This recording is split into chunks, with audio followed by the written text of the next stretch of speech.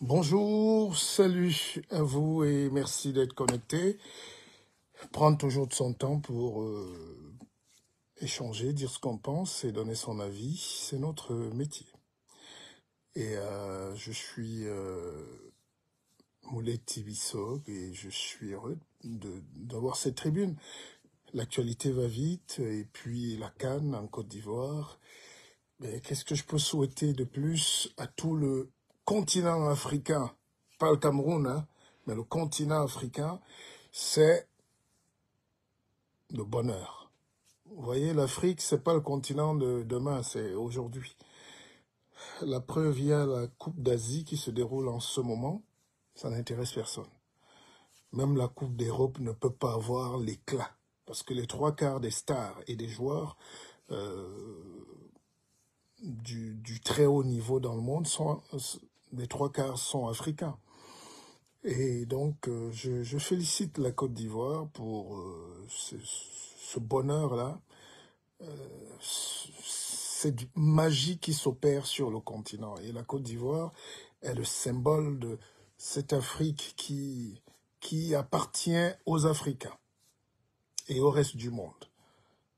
C'est pas une Afrique fermée d'exclusion. C'est ça qui me préoccupe davantage. Et ça, je suis fier d'être africain. Voilà.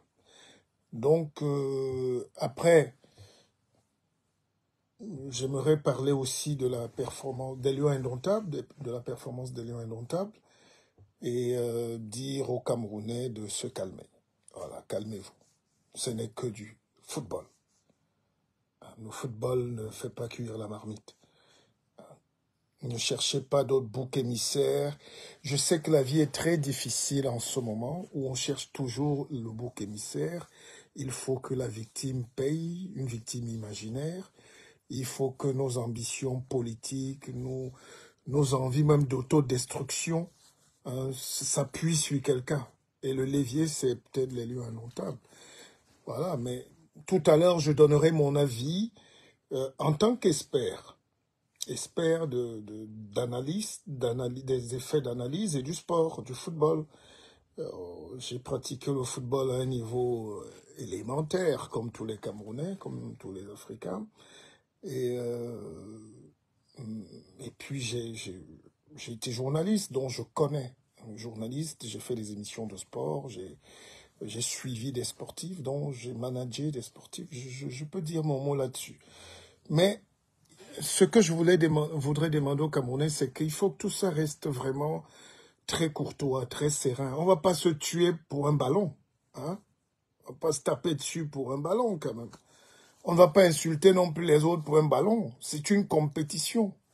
Vous allez à la CAN, vous sortez au premier tour ou en finale, vous remportez, vous faites avec. Hein? Il faut aussi avoir ce mental de, j'allais dire, de grandeur. Voilà. Vous savez quand même que c'est vrai que le sport canalise toutes les passions. À l'époque, quand les gens avaient des problèmes, ils allaient se donner des coups de poing au stade du quartier. Et on se donnait des rendez-vous de bastonnade, c'est terminé. Donc ce défouloir-là, même dans l'Empire grec, hein, même au cœur de nos villages à l'époque, on allait au centre du village où on se donnait rendez-vous au fleuve. Hein, ben, c'est terminé. Et puis il n'y a plus de guerre entre les pays. C'est pour ça qu'on s'affronte sur un terrain, enfin, sur le papier. Donc, après, donc, ça reste des joutes amicales. Ça reste une belle aventure. Quand on va en Côte d'Ivoire, par exemple, c'est pour assister à la beauté. Il faut accepter cette Afrique qui évolue. Alors, moi, je ne comprends pas très bien. Les gens me taguent, on me dit, on m'envoie des messages, les gens qui se... Donc, il faut... Moi, je voulais prendre la... Je sais que j'ai l'impression qu'on vit une époque où il n'y a plus d'hommes modérés, où il n'y a plus d'hommes sages, où il n'y a plus d'hommes qui peut dire calmez-vous, calmons-nous. Tout le monde est dans un camp aujourd'hui. Tout le monde est dans une bagarre de quelque chose. Tout le monde est énervé. Tout le monde veut régler le compte à chacun. Tout le monde veut en découdre. J'essaye de comprendre ce phénomène en dehors même du stade, mais je dis non, c'est une époque quand même très violente. C'est vrai qu'il y a la passion, il y a Mais concernant les lions indomptables, ne tuez pas Rigobert Song tout de suite, ou Samuel Eto'o, ou je sais pas qui, mais ça ne fait pas de moi un partisan. La preuve, je suis pas là. Voilà. Je mange pas là-bas. Mais objectivement, avant même Rigaud, l'équipe nationale avait déjà perdu ce truc. Moi, honnêtement, quand je vois les Lions jouer aujourd'hui, je ne cours plus parce que les Lions jouent. Voilà. Et la venue de Rigobert Song, à moins que vous ne soyez amnésique, c'est justement parce que le Cameroun, l'équipe nationale avait atteint ce niveau de déchéance. L'arrivée de Samuel Eto'o, c'est justement parce que l'équipe, on avait touché le fond. Et ces garçons sont venus avec toute leur bonne foi pour essayer de... Ils n'ont même pas dit qu'ils vont tout faire. Ils essayent de reconstruire quelque chose. Mais aujourd'hui, on est impatient. On veut tout et tout de suite. On règle les comptes. On ajoute un peu de tribalisme. On coupe les têtes. On met de la politique. On met l'élection de 2025. On met le manque de salaire. On met le chômage. On met tout sur la tête. Ben, je veux bien, je suis d'accord. Mais en fait, quand on réfléchit, l'équipe nationale nous sert de défouloir. Voilà. Moi-même hier, par exemple, j'étais très choqué de voir que sur le terrain, il n'y a plus cette vie-là, il n'y a plus ce truc, d'accord? Mais est-ce que c'est Rigaud? Bon, enlevons peut-être Rigaud, mettons quelqu'un d'autre. Amenez-nous un Tangan là, parce qu'il y a beaucoup de complexés parmi vous qui ne rêvent que de remettre Pierre le Chantre là. Je sais pas. Quand vous êtes indépendant, vous assumez l'indépendance. Rigobert Song paye les premières étapes de l'indépendance mentale. Hein? Après, on va mettre quelqu'un d'autre, mais qu'il soit là, qu'il assume son pays. Peut-être Webo, je ne sais pas qui vous voulez. On va même faire un vote ouvert. Moi, je demande même qu'on dise aux Camerounais, choisissez votre coach, mais à condition qu'il soit un grand Camerounais. Voilà. Peut-être là, on va respirer un peu. Parce que, en réalité, hier, quand j'ai regardé ces garçons jouer, j'ai senti qu'il y a quelque chose qui manquait. On va revenir peut-être sur les choix et les erreurs tactiques du coach. Mais j'ai senti qu'il n'y a plus de... Il n'y a pas le Hemley, comme on dit chez nous. On se comprend. Il n'y a pas de joueur. Le joueur miraculeux que vous voulez là n'existe pas au Cameroun. Donc, ne faites pas Rigobert Song de n'avoir pas sélectionné le joueur qui nous manque tant. C'est comme si on avait Ronaldo qui était au banc et puis qui était caché, ou on a Messi qui est caché quelque part, ou même Kylian Mbappé. Est-ce que le Cameroun a un seul joueur de la trempe d'un remplaçant même du PSG aujourd'hui? C'est pour ça que Onana, pour moi, c'est le capitaine de cette équipe.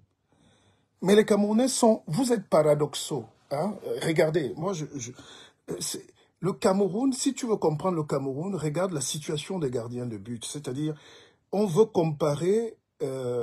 qui a joué hier? On veut comparer un gardien qui est remplaçant en 5e division en France, à Nîmes. C'est-à-dire, mon fils qui a 17 ans est en national, dans la division 3. Mais notre gardien, je ne sais pas comment, notre gardien là, il est en 5e division. Et puis les philosophes vont venir dire, c'est pas le club qui joue, non, ça joue. Quand en France, où c'est un pays de lumière quand même, et de compétition, c'est l'un des meilleurs championnats au monde, avec l'Angleterre et puis l'Espagne, tout ça, l'Italie, c'est un haut niveau. Quand un gardien n'a pas sa place, même en D2, vous voulez en faire un titulaire et vous le comparez déjà. C'est ça le Camerounais. On déteste parfois Onana parce qu'il est trop fort. Il est suffisant, va-t-on dire, il est brillant. Mais on n'arrive pas à Manchester U par hasard. Donc, un peu de respect pour Onana. Et ça va aussi le stabiliser. Parce que chaque fois qu'il ouvre le téléphone, allez, c'est 1000 tonnes d'injures juste parce que le garçon est brillant. Et c'est très camerounais, c'est-à-dire tirer sur vos propres étoiles. Alors maintenant, sur les joueurs, je me pose des questions. Moi, j'ai longtemps milité pour qu'on donne le brassard en cause. Hein. J'ai longtemps milité pour qu'on donne le brassard. Et ça, c'est un live qui doit arriver justement au staff. Hein. Tout le monde va voir ça parce que vraiment, même les experts que vous êtes, essayez de voir ça. J'ai jugé bon qu'il fallait donner le brassard à Zamboanguissa. Ça allait le motiver. Zamboanguissa, c'est le gars, je ne sais même pas comment vous dire. Peut-être qu'il faut qu'il reste en Italie. Est-ce qu'il a un traumatisme personnel? C'est pour ça qu'il faut... Les équipes nationales voyageaient avec les marabouts, hein, ce que vous appelez marabouts, mais en réalité, l'Afrique a toujours été en avance. C'était des coachs, hein, des psychologues, des coachs mentaux. Parce que c'est impossible qu'on ait un gars comme Zamboanguissa et il nous sert cette salade russe-là. C'est-à-dire que le gars suffisant, une passe, il saute, il touche les tresses. J'ai des amis italiens qui comprennent pas ce phénomène. Peut-être vous, ça vous arrange, mais il faut qu'on voit pourquoi Zamboanguissa est traumatisé. Soit, je ne peux pas croire qu'il n'a pas le niveau, c'est un très bon joueur. Il joue en Italie, à Naples. Il tient le milieu de terrain.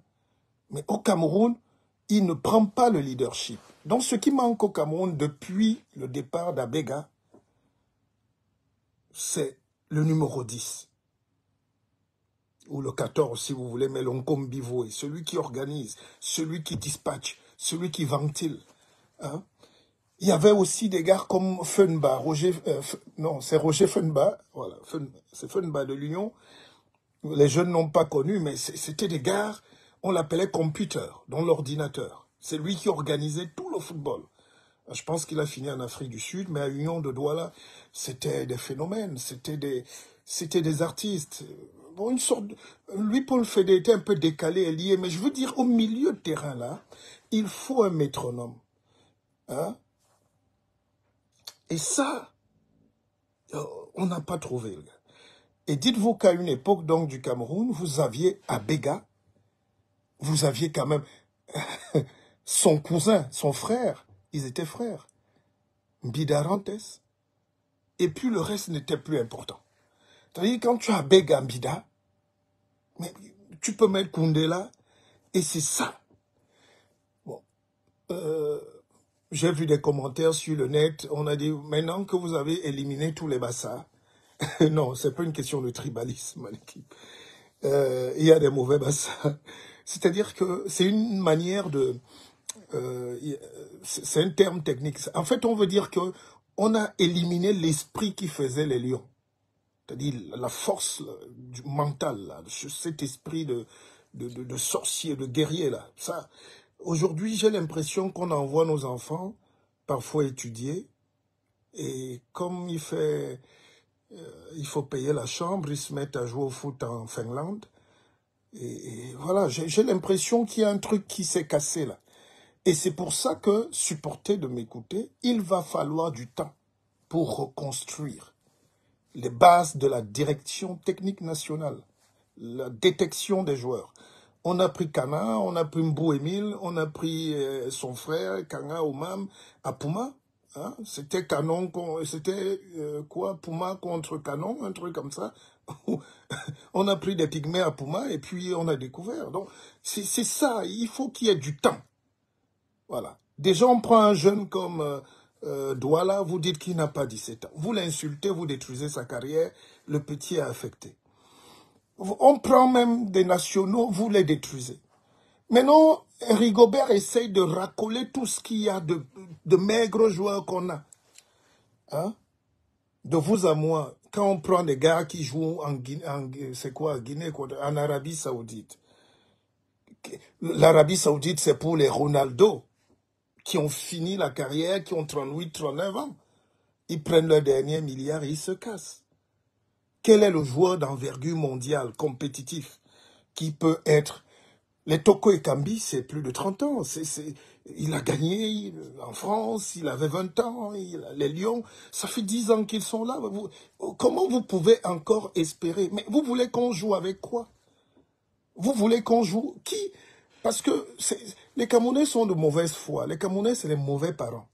C'est-à-dire, vous avez des gens, vous avez des familles où le père même est au bar tous les jours, il ne sait pas si les enfants ont étudié, il ne paye même pas parfois la scolarité, mais il est quand même très choqué à la fin quand on dit que son fils n'a pas eu le BPC. Il pleure aussi, il fouette même l'enfant. Alors vous fouettez donc Rigobert Song et même Samuel Eto'o aujourd'hui, pourquoi? Je veux comprendre. Parce que pour moi, la faute viendrait... On va revenir sur les tactiques, hein. Je ne suis pas un expert. J'ai mon jeune frère belge JF qui est entraîneur à Genève. J'espère qu'il va nous donner un avis, mais je reste quand même sur la globalité. On entre doucement dans le sujet, parce que c'est intéressant. Vous voulez donc tuer Eto'o-fils Samuel, pourquoi? Le rôle d'Eto'o-fils, c'est de mettre l'avion. Le rôle d'Eto'o, c'est de mettre la chambre, les commodités, les primes, les salaires, d'administrer. Il est président d'une fédération. D'accord? Qu'on aime ou qu'on n'aime pas, moi je trouve qu'il deal bien. Il joue bien. Les Lions, on ne parle plus de primes. À part le père de Choupo-Moting qui a voulu relancer une histoire. Et après on lui a demandé, est-ce que tu as eu ton argent? Il a dit, j'ai eu, mais est-ce que tu as eu ton argent? Oui, j'ai eu, est-ce que tu as eu ton argent?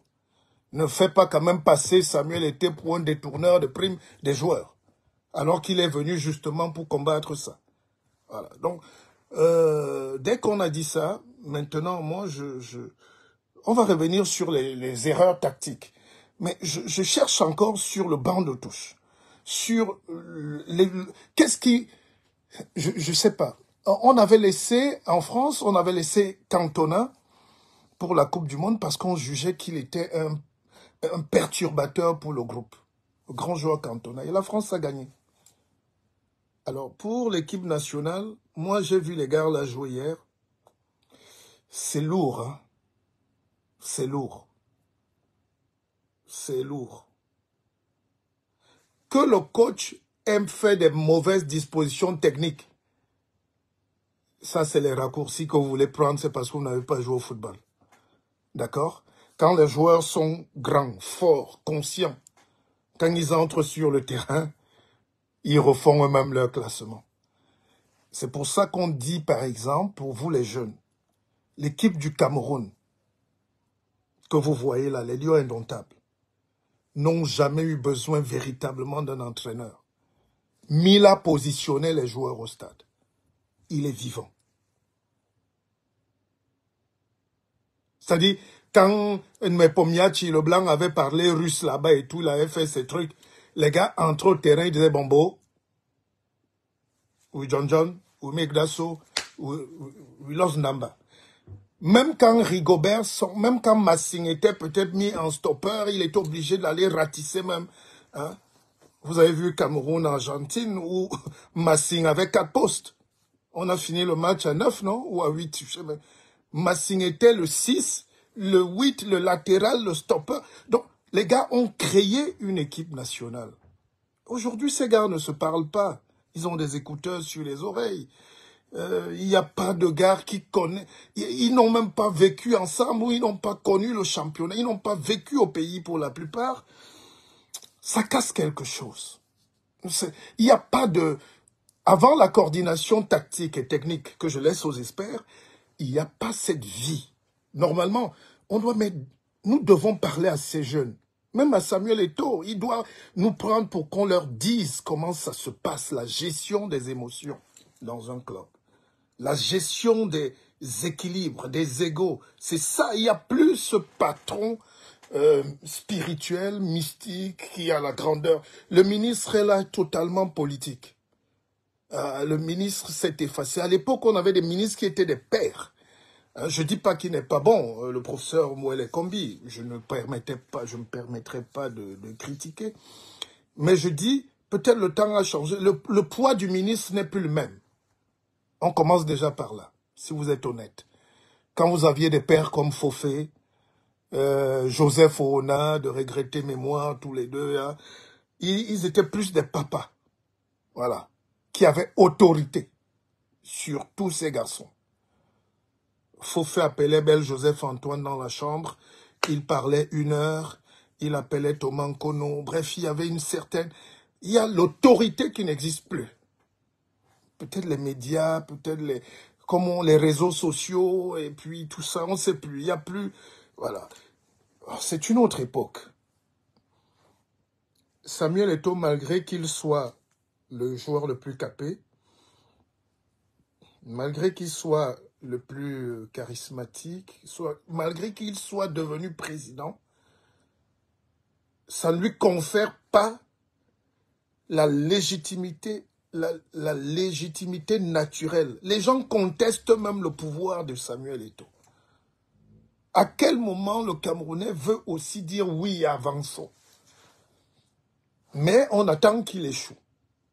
Vous voyez un peu. On est en train de faire, on sac l'autorité et du ministre en haut, d'un côté. On tue l'autorité de Samuel Eto'o. Parce que le moindre discours de Samuel Eto'o, la toile s'enflamme. Mais Eto'o est un coach mental aujourd'hui pour ses jeunes frères. Je n'ai jamais vu où le coach vient parler aux joueurs. On dit, oh non, non, le président. Vous avez un joueur comme Eto'o, il enlève ses casquettes de président et tout. Il vient parler en tant que grand frère. On dit, non, oh là, il vient se faire voir. Il veut prendre la vedette. On écoute tout aujourd'hui. Qui a libéralisé la parole? Et ça gâche la sérénité. D'accord? Ça fait que Eto'o est frustré. Il est obligé de rester dans son petit box. Eto'o est plus grand que ça. Eto'o peut nous apporter... Je parle de leadership cette fois-ci. Hein. Si les Camerounais étaient apaisés, et si les Camerounais avaient un esprit un peu plus positif, voilà, ils devraient comprendre que quand on a des gars comme ça, il faut laisser que le type manage. Les gars ont joué à Makashka là. Le gars a joué là où aucun Africain n'arrive par hasard, au Barça, tout ça. Laissez. Hein. Je vais un peu prendre voilà, je vais prendre l'avis de JF qui est un entraîneur spécialisé avec tous ses diplômes et qui est à Genève et le Cameroun devrait même le récupérer. Alors il dit, Mpépé, dans tout et en tout notre peuple qui sont des continentaux aujourd'hui sont dans le conseil Micron qui est en droit absolument d'obtenir le résultat sans construire. Nous avions obtenu des résultats grâce aux individualités que nous n'avons plus aujourd'hui. Ah, voilà. Et ce n'est pas contestable de dire que la transition générationnelle n'a pas été opérée. Ok, voilà. Alors, est-ce que c'est Rigobert Song depuis que les Rigo, Njitap, Mboma, depuis qu'ils ont arrêté là, est-ce qu'il y a eu un mouvement avant pour relancer les pépites, même les détections n'ont plus leur valeur, je ne sais plus. Vous savez, je vais vous raconter une petite histoire. En 90, et ça je le répète tout le temps, je fais partie des cadets de l'équipe nationale du Cameroun. Des sélectionnés, pardon, sélectionnés. Et ce grand test avait eu lieu, je le répète souvent pour que les gens écoutent. Et c'est vrai. On nous avait conviés au stade Aqua de Douala. C'était sur 2 jours. 2 jours. On avait fait venir des joueurs presque de tout le Cameroun. On était peut-être 3000. C'était ça la détection de l'équipe nationale cadette et qui a accouché de tout ce que vous avez là aujourd'hui. L'Inditap, c'était pas l'école de foot, hein, c'était les débuts de l'école de foot, mais je dis l'équipe nationale cadette. Le frère de René Sadi, qui était notre coach sélectionneur, avec le coach de Dynamo, enfin le staff. Et moi qui vous parle, votre humble serviteur, j'avais été pris le premier jour et parmi les 5 premiers. D'accord? Je n'ai pas fait carrière dans le foot, donc je ne m'en plains pas. C'était pour une raison tribale, familiale, pardon, les problèmes d'orphelins, et tout ça là. Et puis, c'était pas mon destin. Et Rigobert Song, si vous regardez sa biographie, il va vous raconter évidemment en détail cet épisode que moi-même j'ai parfois oublié. Rigobert n'avait pas été sélectionné le jour. Il a dormi au stade comme un orphelin. Il a attendu le lendemain. Il a supplié les coachs. Parce que dès qu'on ne te prenait pas, tu rentrais. On te donnait l'argent de transport, tu rentrais chez tes parents. Si tu étais en Bouddha, tu rentrais en Bouddha. Si tu étais en Konsamba, Rigaud, lui, il a dormi là, il a attendu. Vous voyez? C'est cet esprit-là que les jeunes n'en ont plus aujourd'hui. Et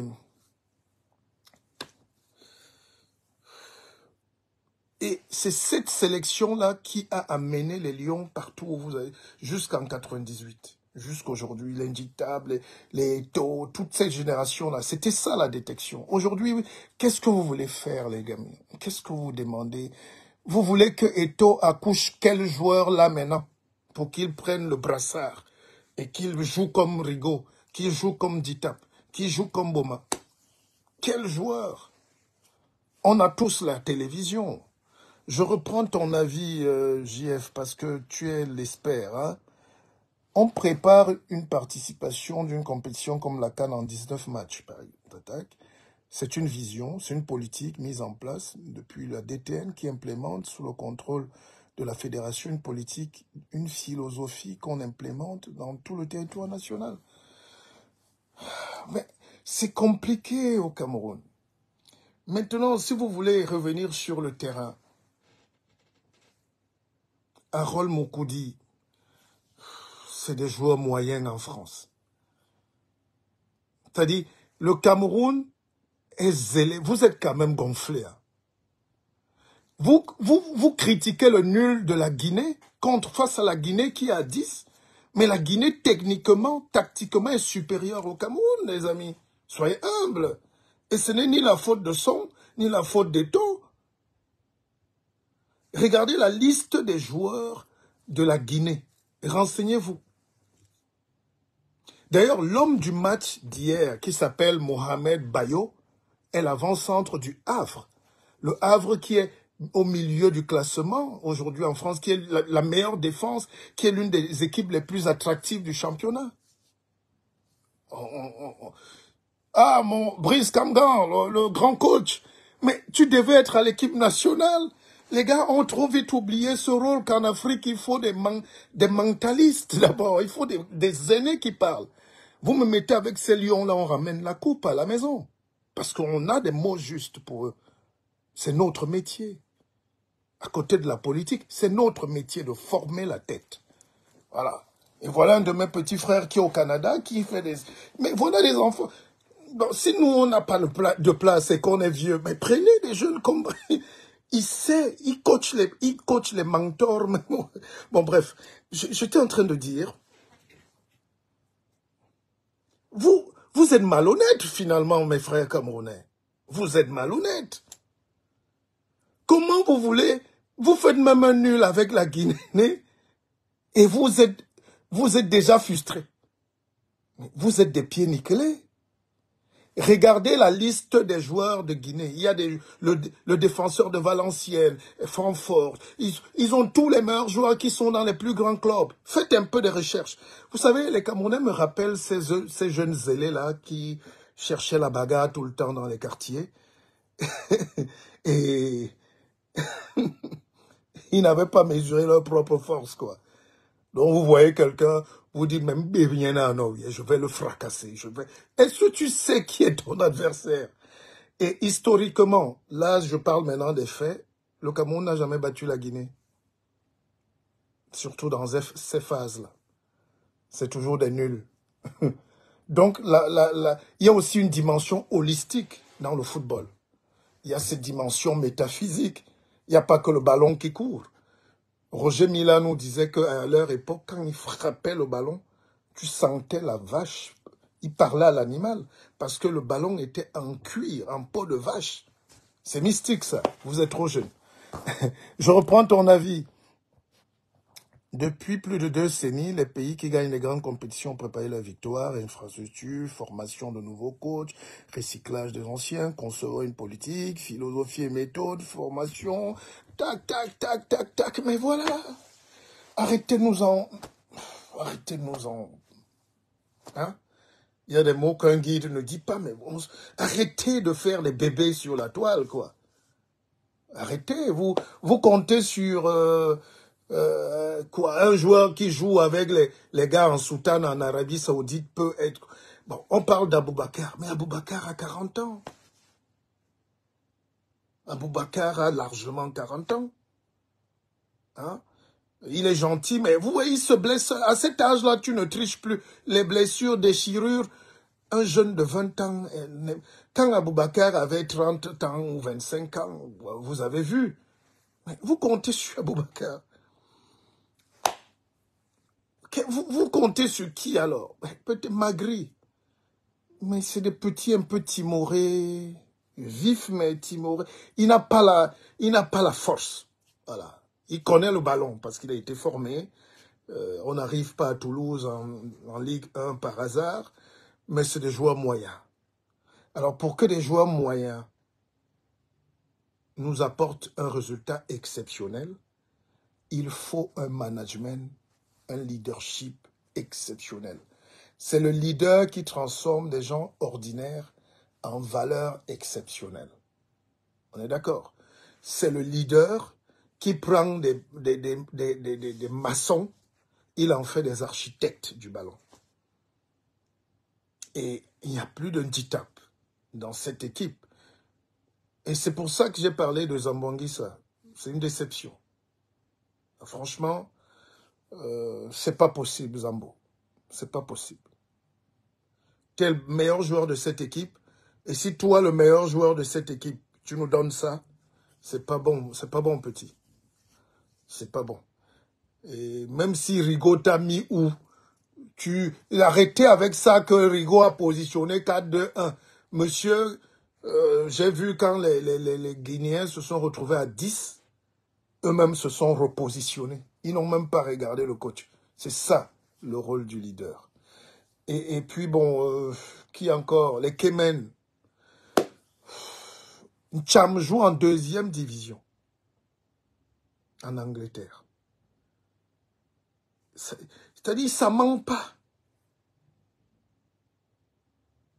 Ncham joue en 2e division.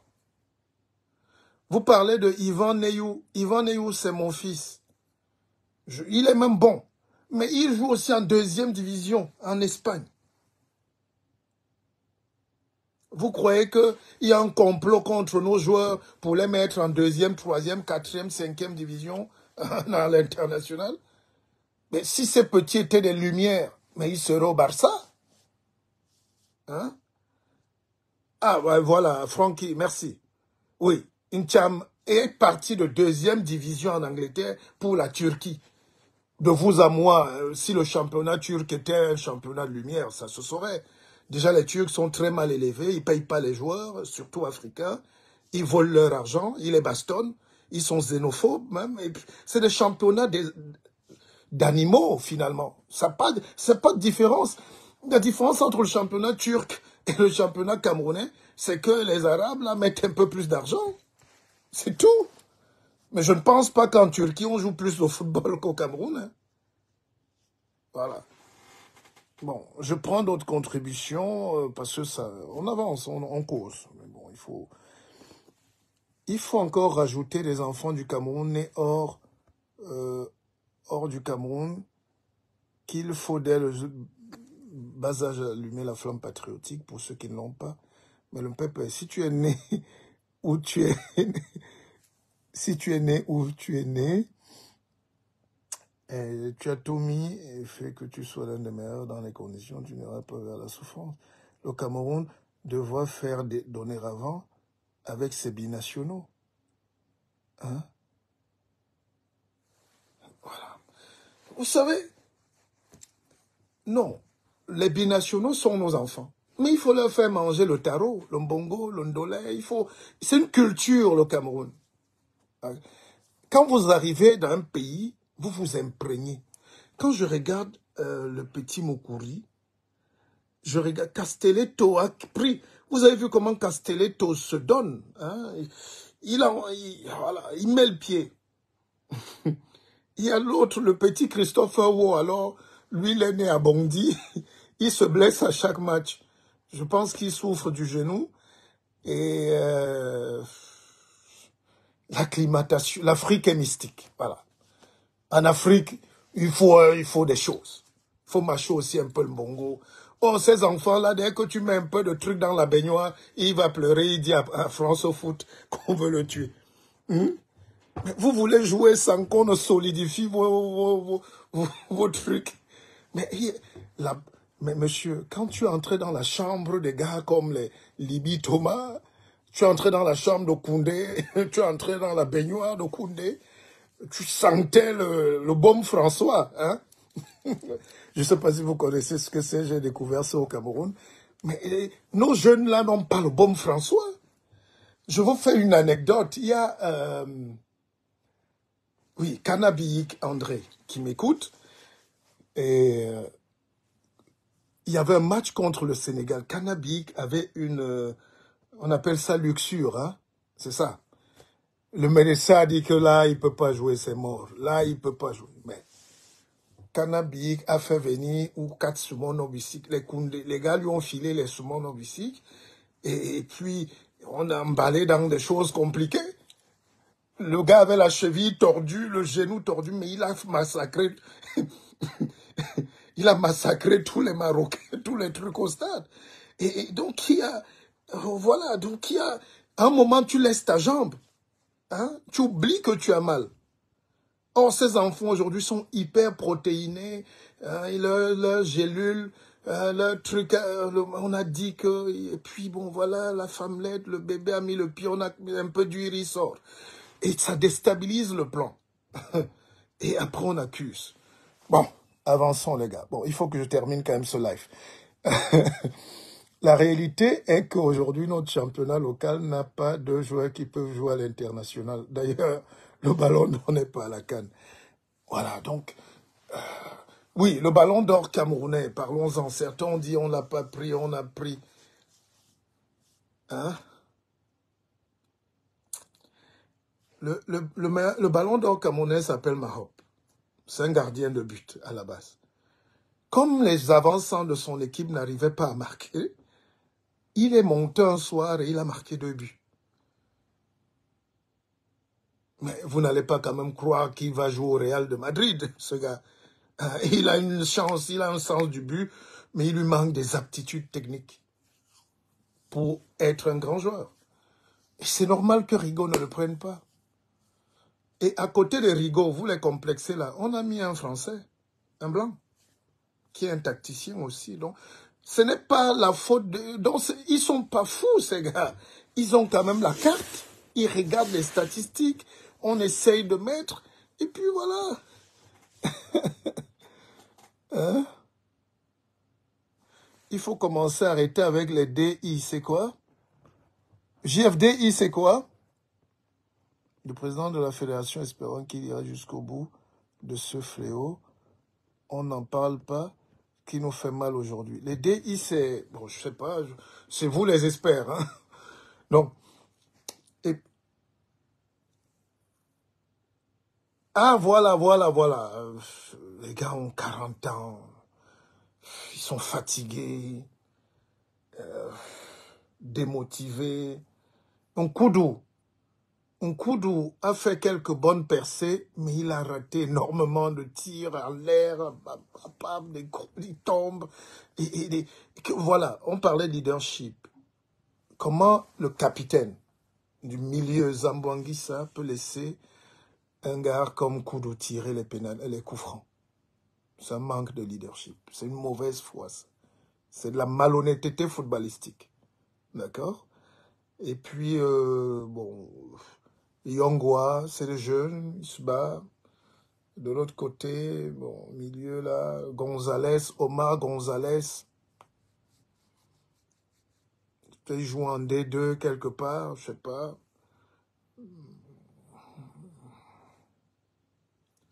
Magri, il faut donner du courage. Il faut bien encadrer Magri, mais il faut qu'il ait des gars, parce que lui, c'est un avant-centre qui pointe là. Il faut donc des gars qui percent. Hein? Et vous avez vu, on n'a pas un coup de rate 6 balles sur 10. C'est énorme dans la compétition. Il faut savoir que des compétitions comme la CAN, toutes les équipes viennent fermer. Hein? Il n'y a pas de découverte. Dès que c'est lancé, voilà. Et puis, dès qu'on a eu une occasion, il faut concrétiser. Mais on a perdu au moins 20 occasions. On les tire en l'air, Cham tire comme un animal. Ça va dans tous les sens. Kemen n'est pas en forme.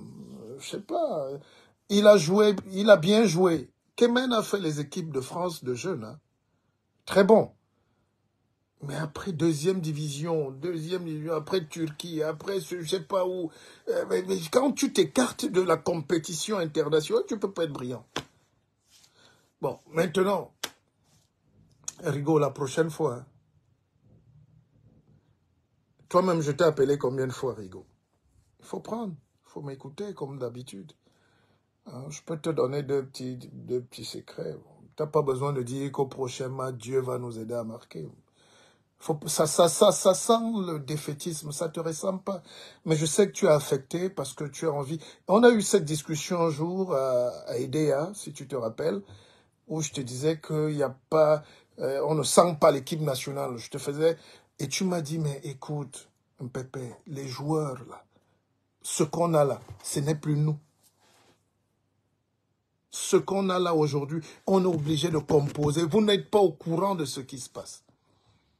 Vous nous voyez à distance, vous lancez vos insultes, les pics, les ceci, on entend tout, mais sur le papier et le terrain, on fait avec la maigre portion. C'est-à-dire, quand la maman n'a pas de condiment, elle fait le mpele. Elle prend le macabo, elle jette, elle prend 2 piments, bifaka, elle dit, elle fait avec et les gens mangent et parfois ils sont contents. Mais on ne peut pas exiger un rôti, hein? Vous ne pouvez pas exiger un rôti de nique alors que vous avez des condiments du mpele. Et c'est ça que Rigo me disait, que mais, le casse-tête, c'est que tu as bien un schéma tactique, mais les gars ne suivent pas. Si on met Kemen au milieu, le gars est toujours au milieu, j'écoute les experts dire, on l'a mis en demi-défensif, il fallait qu'il soit en demi. Mais monsieur, c'est le terrain. Bon, il peut muter avec son joueur, il peut même aller. Mais vous croyez, vous savez ce que Luis Fernandez, là, le coach du PSG, a dit? Le coach du PSG a dit un truc formidable. Il dit, moi Mbappé, je n'ai rien à lui dire. Il joue là où il veut. Voilà. Mbappé n'a pas de poste. C'est la toupie. Quand tu es un grand joueur et que tu es un leader, tu joues. Le coach ne peut pas être sur le terrain. Il va bavarder, la salive va couler, mais c'est vous qui êtes sur le terrain. Moi, la responsabilité première de Rigo, aurait été qu'il n'ait pas eu à mettre sur le terrain, hein, les joueurs plus compétitifs. Même les Choupo-Moting qu'on dit là, bon, c'est un bien beau joueur, mais il a 30... il a combien? C'est la retraite.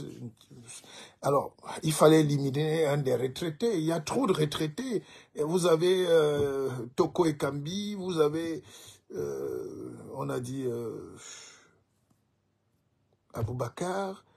Vous avez tous ces gars-là, il faut qu'ils partent déjà. Et c'est cette transition-là, voilà.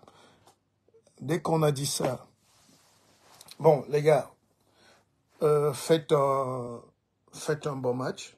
C'est la CAN, c'est une compétition. Vous n'êtes pas obligé de gagner. Si vous gagnez, tant mieux. Mais il ne faut pas que les Camerounais croient qu'on va... Si les Lions perdent, ça va faire de leur parti politique le meilleur parti politique. Ça n'a rien à voir. Si les Lions perdent ou ils gagnent, ça ne va pas rallonger le mandat d'un député ou du président. Donc ça ne sert à rien de respirer la défaite, d'appeler la défaite des Lions. Hein, je n'ai pas encore vu ça dans le monde. Il n'y a qu'au Cameroun. Où il y a des gens qui luttent, hein, qui rêvent de l'implosion de leur équipe nationale. On peut ne pas apprécier, hein. Moi-même je prends mes distances, mais je suis fan de Samuel Eto'o en tant que président. Je suis fan de Rigobert Song pour le parcours. D'ailleurs, beaucoup de gens ne comprennent pas qu'on ait un gars comme Rigobert Song, qui est une légende mondiale. Et ce n'est que chez nous que, quand tu ouvres, il y a la haine. Et certains veulent me dire, oui, il n'y a pas de prophète à soi. Il faudrait aussi que les nègres arrêtent de réciter ces formules précoloniales conçues pour détruire leur mental. Messi est un Messi en Argentine. Platini est Messi en France. Zidane est Messi en France. Abedi Pelé est Messi au Ghana. D'accord? Il faut arrêter. Rigobert Song, c'est le lion indomptable. C'est un symbole. Même s'il est sur une civière, il a un adjoint, il peut mettre là, il dit faites ça. Et vous devez accepter. Après, ils partiront. Donc, je faisais ce live pour vous dire, baissons les cœurs, soyons un peu plus positifs. Je sais que le contexte n'est pas très facile. On en reparlera au moment opportun. Les gens attendent beaucoup de choses et des leaders politiques et des avancées. Les gens veulent le travail. Les jeunes sont bloqués dans le désert. Quand quelqu'un est dans le désert, où il est ici en plein hiver, il n'y a pas de papier, où il croyait qu'il va venir construire l'immeuble en 6 mois, alors qu'il lui faut 10 ans pour avoir les papiers. Quand il voit encore que l'équipe nationale qui devait lui donner un peu de joie n'a pas gagné, je comprends. Mais il faut dépasser ça, il faut avancer, d'accord? Et à tous les autres Africains, je vous souhaite bonne compétition. Nous sommes en train de prouver au monde que l'Afrique est un grand continent, l'hospitalité, la joie de vivre. Les femmes sont belles, les gens sont dynamiques, il y a la jeunesse partout. Vous êtes beaux. Et bon, je peux regretter que sur le plan économique, comme on a dit, la CAN soit phagocytée par les multinationales qui pillent le continent. Mais parce qu'il n'y a pas un leadership économique africain. On ne voit pas une marque africaine qui... Voilà, donc c'est la CAN totale, Bolloré, Énergie, tout ce que vous voulez, Canal+. Hein, mais voilà, on n'a pas les moyens de s'organiser. Il ne faut pas les chasser, ils sont là. Et bonne compétition, voilà. Et c'est jamais le meilleur. C'est pas la meilleure équipe qui gagne.